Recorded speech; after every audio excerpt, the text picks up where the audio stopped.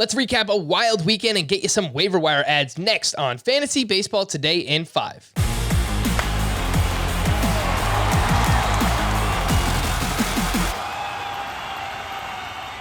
Welcome into FBT in 5. As always, make sure to follow and stream us on Spotify. Today is Monday, May 24th. I am Frank Stanfield, joined by Scott White, and let's talk about two of the hottest hitters in all of baseball. Jesse Winker had 5 home runs over the weekend. Austin Riley had 4 home runs over the weekend. So, Scott, how far should we be moving Jesse Winker up our rankings?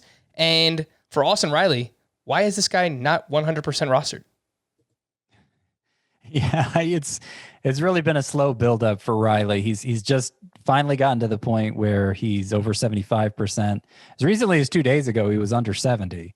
And I was having a hard time getting his rostership to go up. I wrote about him a few times this week. It wasn't happening. But yeah, 4 home runs later. His slash line is amazing. His numbers look great. I mean, the home runs were lagging early on, but he was making better contact. He was walking a lot. I think the breakthrough might finally be here for a player I think we all pegged as a breakthrough candidate coming into the season, Austin Riley. So yeah, anywhere else he's still available, you need to get him added. Jesse Winker, his slash line for April was 370, 414, 679. It's been about the same in May. I don't know how you repeat that stat line from one month to the next, but yeah, Jesse Winker, I would say he's the top 20 outfielder going forward. It looks like the breakthrough has come for him too. Well, if Luis Castillo makes a start, you know that we're going to be talking about it. And against the Brewers this weekend, he allowed 5 runs over 5 innings with 4 more walks. The ERA is now up to 7.61. Castillo, a starting pitcher you might have taken in the 2nd or 3rd round of your fantasy baseball leagues. Where are we at, Scott? Where are we at now on Luis Castillo? Well, I'm not as enthusiastic as I was after his last start. His last start against the Giants, it really looked like he was back on track. He had 11 strikeouts in 5 innings. His average fastball velocity was back over 97. He was getting a bunch of whiffs again, specifically on the changeup, which has always been his best pitch. This start wasn't as good. This start, I think, is reason to say you still need to sit Luis Castillo for the time being, but I'm not to the point of dropping him yet. I still think, generally speaking, he's on the right track. The velocity was still up on the fastball. He's still got a lot of whiffs on all his pitches, slider too, which has never been a great swing and miss pitch for him. The walks have been too high in these last 2 outings, but I think the stuff looks closer to what we remember it looking like for Castillo. And if it stays there, he's probably going to be okay.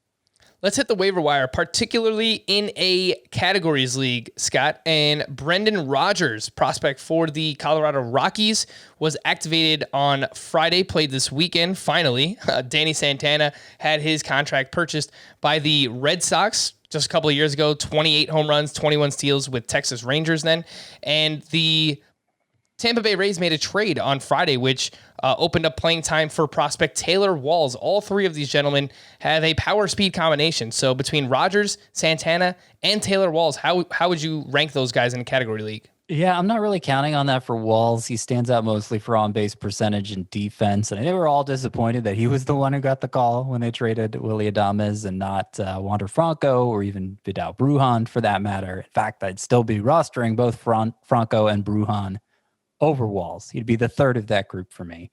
I'm pretty excited about Brendan Rodgers, actually. Coors Field at his disposal, former big-time prospect, finally getting a chance to play regularly. I think he could break through in a big way.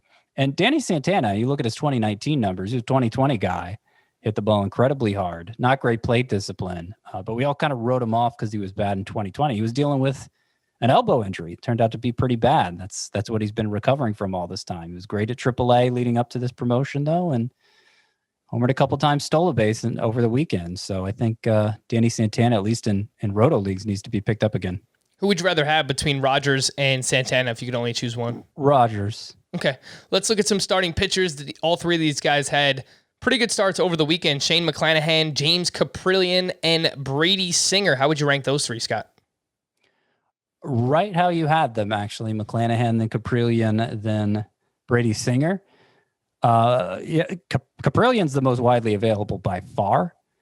And he's 27 now, but former top prospect. He had some arm troubles in recent year that really delayed his arrival, but he's looked good in 2 starts. There were like 9 days in between them, so we weren't really sure how he was going to follow up that first outing. But a 9 strikeout effort, getting all the swinging strikes you'd want to see, and is really pitcher eligible in points leagues. So I'm pretty excited about Caprillion. Yep, both Caprillion and Shane McClanahan have SPARP eligibility for those who play in points leagues on CBS. For more extensive fantasy baseball coverage, listen to the Fantasy Baseball Today podcast on Spotify, Apple Podcasts, Stitcher, your smart speakers, or anywhere else podcasts are found. And thanks for listening to Fantasy Baseball Today in 5. If you enjoyed the pod, please leave a 5-star review on Apple. We'll be back again tomorrow morning. Bye-bye.